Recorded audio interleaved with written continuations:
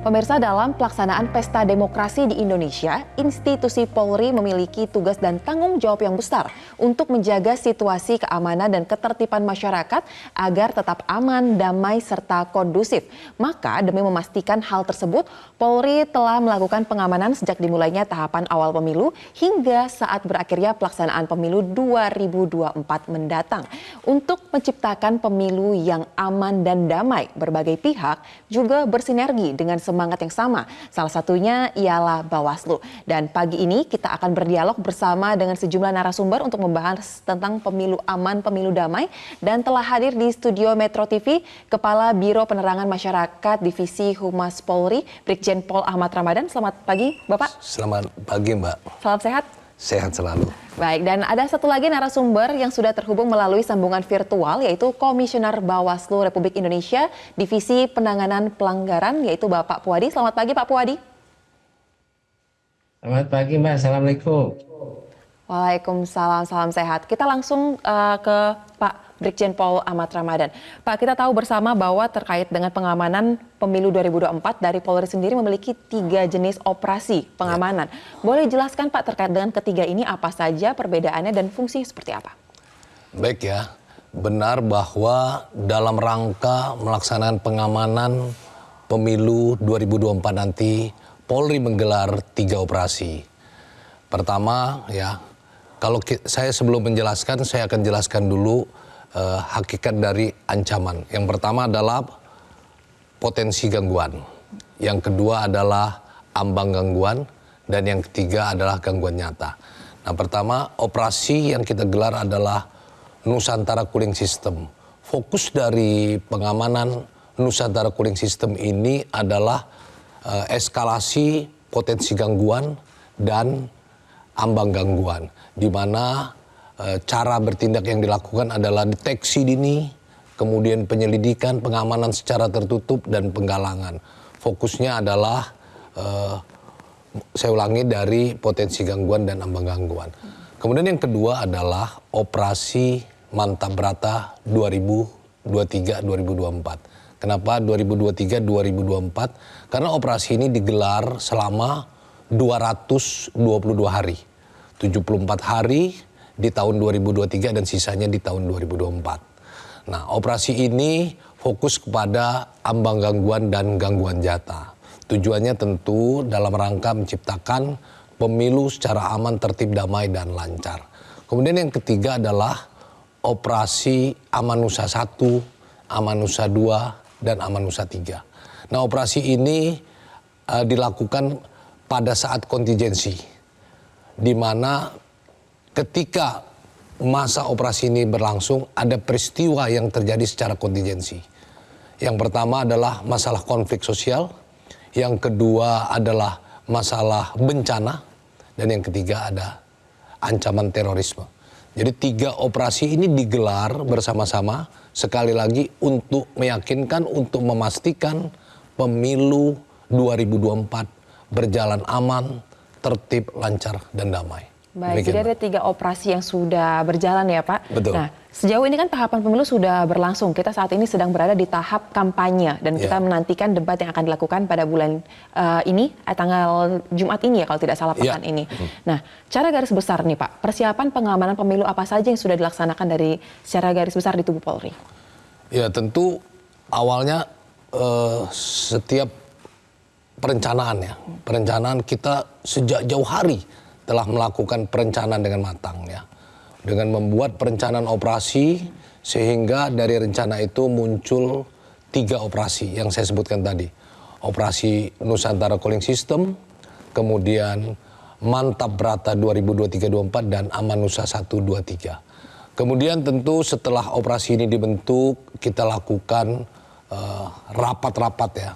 Pertama rapat internal dulu.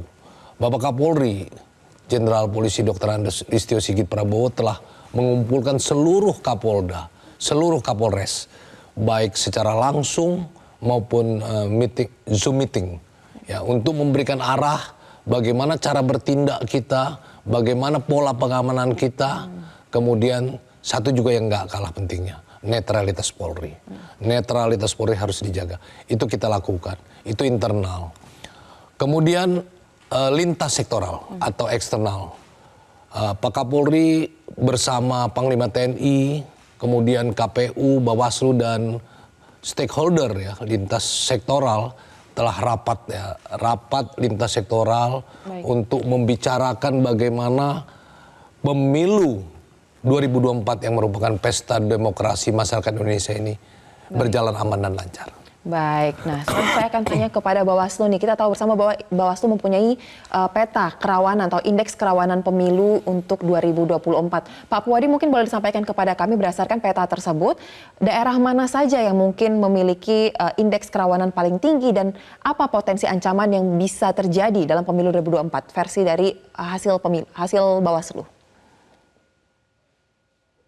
Terima kasih Mbak. Saya perlu sampaikan bahwa sebagai salah satu agenda demokrasi terpenting di Indonesia dalam penyelenggaraan pemilu di 2024, bahwa penyelenggaraan pemilu 2024 ini merupakan apa yang disebut the biggest election in the world. Oleh karena itu, pemilu 2024 merupakan satu pemilu yang kompleks ya. Kemudian kompleksitas pemilu di 2004 ini juga terlihat antara lain karena adanya potensi-potensi berkaitan tentang persoalan hukum yang tentunya muncul tidak akan jauh berbeda dengan Undang-Undang 7 2017 pada pemilu di 2019. Nah, karena penyelenggaraan pemilu di 2024 ini kita masih menggunakan Undang-Undang 7 tahun 2017. Nah, hal tersebut tergambar dari beberapa pemetaan potensi kerawanan pemilu yang dilakukan Bawaslu di 34 provinsi dan 514 kabupaten kota yang hasilnya dituangkan dalam kita mengenal istilah IKP ya, Indeks Kerawanan Pemilu di 2024 ya. Nah, ini juga berfokus pada beberapa hal ya, ada 4 dimensi yang tentunya ini menjadi indikator kaitannya dengan Indeks Kerawanan Pemilu. Nah, kita melihat ada indikator berkaitan tentang konteks sosial, politik ya, kemudian penyelenggaraan pemilu, kemudian kontestasi dan partisipasi. Nah, ini jika dihubungkan dengan wilayah untuk dimensi sosial politik, ini Maluku Utara, kemudian Sulawesi Utara ya, dan Papua untuk dimensi penyelenggaraan pemilu.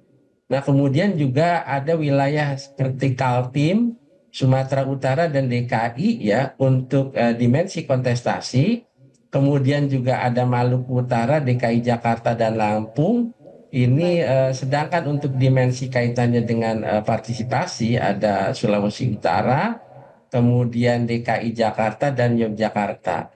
Nah, dari hasil pemetaan, jadi karena memang kita sudah kriat diidentifikasi beberapa pemetaannya, setidaknya potensi kerawanan yang perlu dimitigasi ya, ini soal berkaitan tentang ini beberapa hal nih.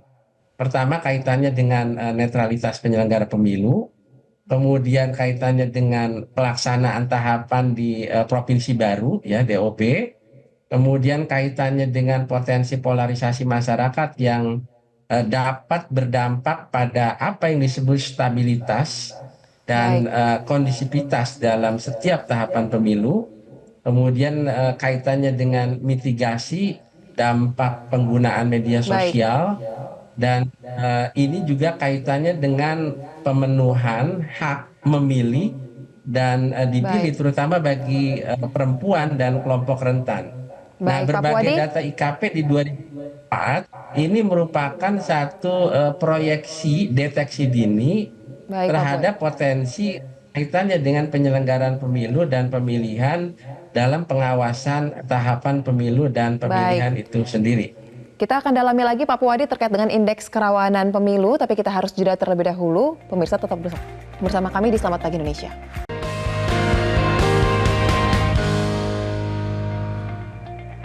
Terima kasih Anda kembali di Selamat Pagi Indonesia pemirsa. Tadi kita sudah mendengarkan dari Bawaslu, dari Pak Puadi menjelaskan tentang indeks kerawanan pemilu yang sudah dikeluarkan oleh Bawaslu. Ada sejumlah dimensi Pak nih yang disampaikan tadi dan beberapa daerah juga sudah disebutkan.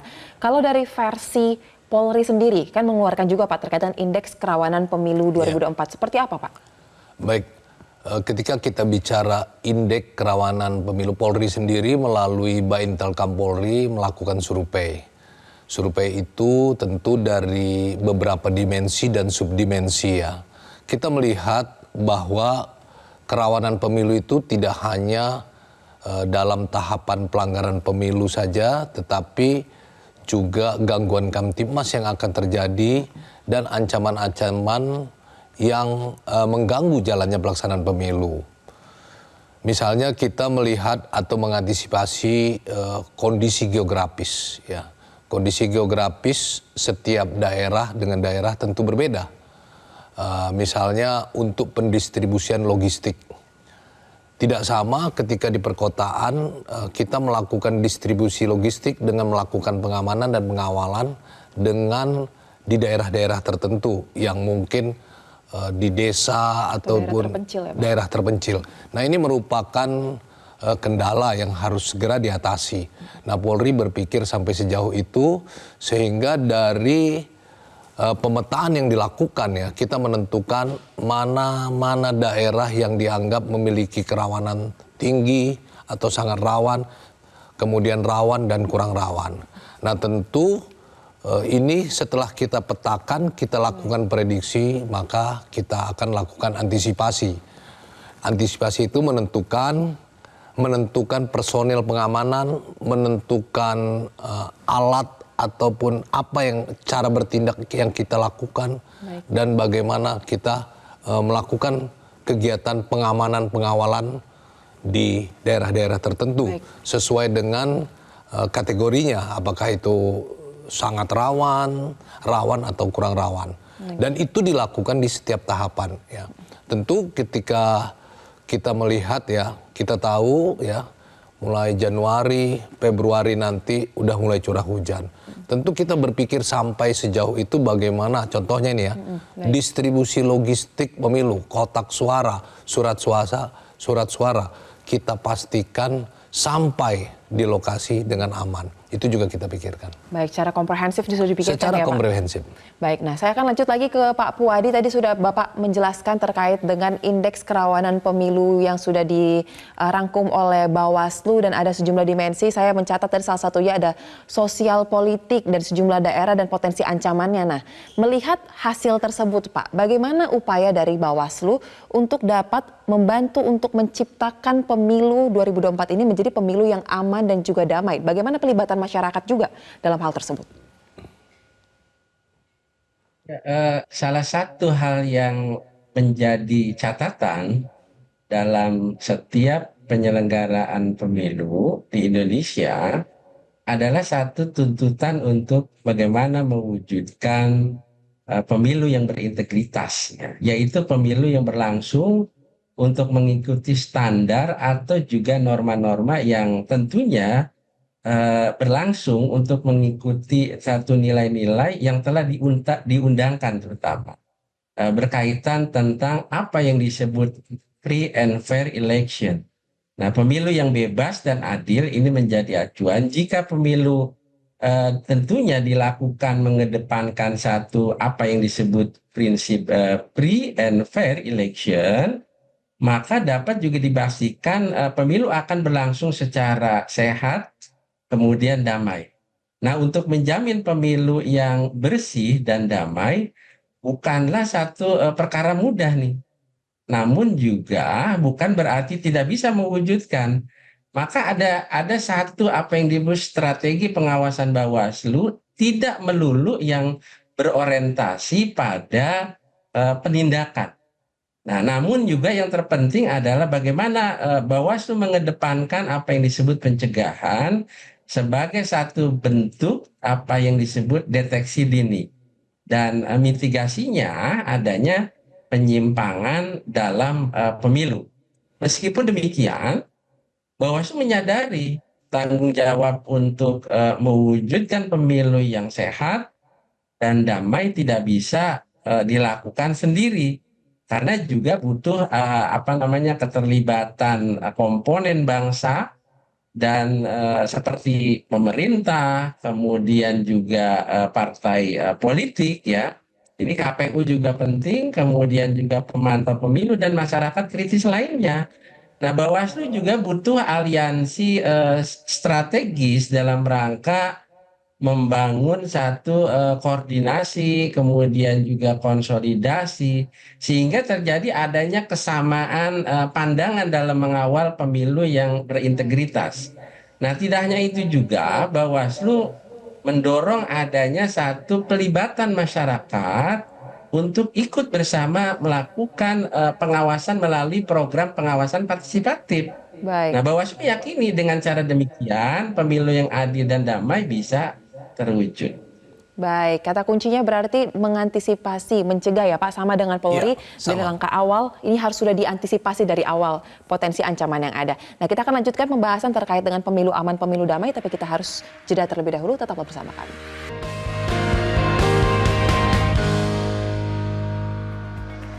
Terima kasih Anda kembali bersama kami pemirsa. Kita lanjutkan pembahasan. Jika tadi kita sudah membahas terkait dengan operasi apa saja yang dilakukan oleh Polri, potensi ancamannya seperti apa, bagaimana dari sikap Bawaslu untuk mengatasinya.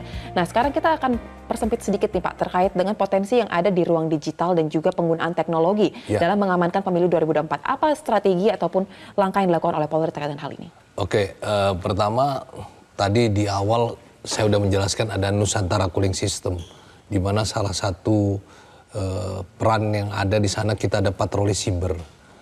Kita melakukan cegahan ini terhadap pemberitaan-pemberitaan hoax, kemudian pemberitaan-pemberitaan provokatif dan berita-berita bohong. Nah, ini yang kita luruskan. Kemudian ya, kita menggunakan strategi juga dengan membentuk media center ya. Di sana ada comment center mengacu pengamanan KTT G20 dan juga KTT ASEAN. Kita mereplikasi dari media center tersebut, tentu ditambah dengan fitur-fitur yang terkait dengan pemilu. Nah, di media center tadi, di comment center kita punya aplikasi-aplikasi untuk memonitor ya, memonitor CCTV termasuk CCTV untuk memastikan distribusi logistik ada di KPU, kantor-kantor KPU, gudang-gudang KPU terkait distribusi logistik. Kemudian di titik-titik anggota pengamanan dengan monitor menggunakan body worn yang melekat di setiap anggota, sehingga dari comment center itu kita bisa memantau, memonitor langsung lokasi pengamanan. Kemudian juga kita memasang GPS di patroli, mobil-mobil patroli kita yang melaksanakan patroli untuk keamanan, dan juga fitur-fitur lainnya.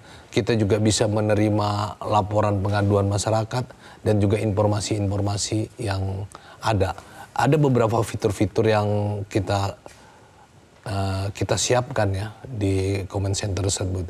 Intinya comment center kita bisa memonitor seluruh pergerakan anggota, seluruh aktivitas anggota, ya, termasuk kegiatan-kegiatan yang dilaksanakan, misalnya pelaksanaan pengamanan pada saat debat capres, cawapres, kita melihat kondisinya, kemudian arus lalu lintas menuju titik lokasi pengamanan dan lain-lain. Baik, nah kalau untuk Bawaslu sendiri mungkin bisa dijelaskan Pak secara singkat terkait dengan mekanisme atau strategi yang dilakukan oleh Bawaslu untuk mencegah adanya potensi pelanggaran di ranah digital semakin bereskalasi, seperti apa?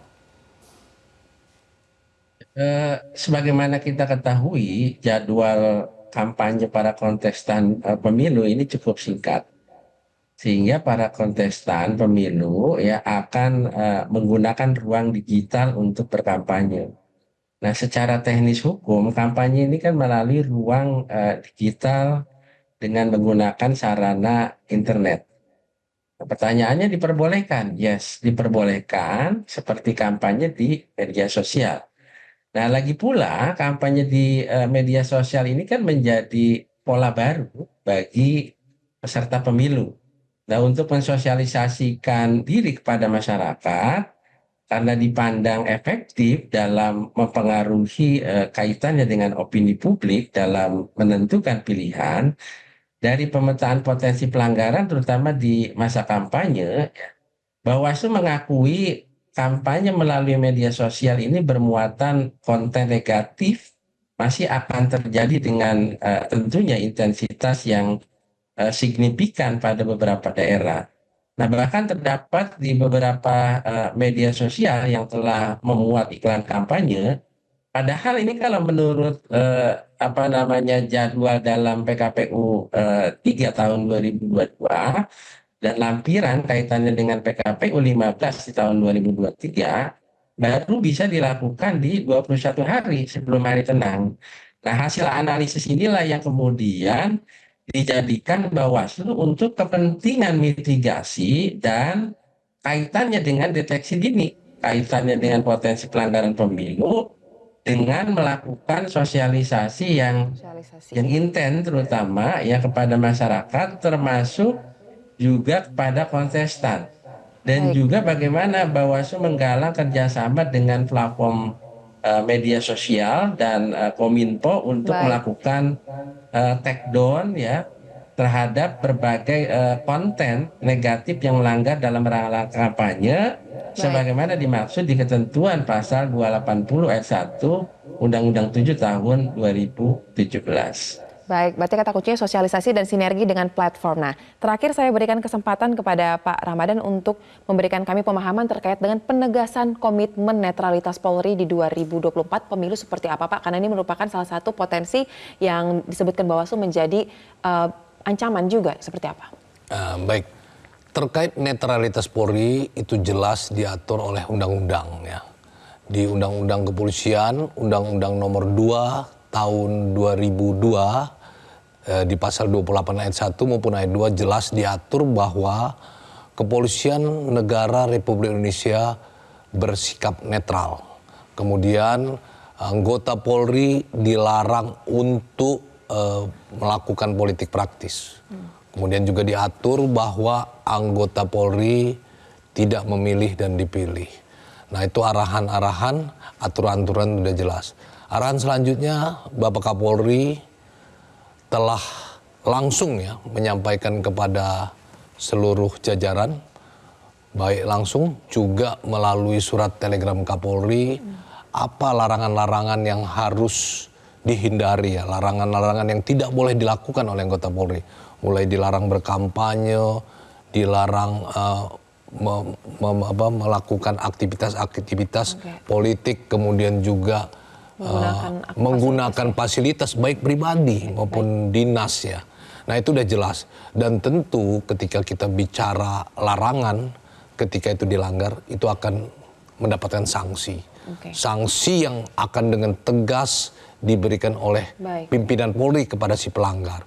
Dan kami juga meyakinkan untuk netralitas, kami mempersilahkan masyarakat yang melihat oknum anggota Polri yang melakukan tindakan yang melanggar netralitas, silakan dilaporkan. Laporkan ke Bawaslu, laporkan ke Propam, baik Mabes Polri, Polda dan Polres. Kami siap untuk menindak dengan tegas. Itu wujud netralitas Polri. Baik, terima kasih Pak Ramadan untuk keterangannya dan pemahamannya bersama kami di sini, dan terima kasih juga untuk narasumber saya Pak Puadi dari Komisioner Bawaslu telah bergabung bersama kami. Dan pemirsa, demikianlah perbincangan kita pagi ini tentang kesiapan pengamanan pemilu menuju pemilu yang aman dan pemilu damai. Akhir kata, saya Sozo Hutapea mewakili rekan kerja bertugas mengucapkan terima kasih. Jelajahi cara baru mendapatkan informasi. Download Metro TV Extend sekarang.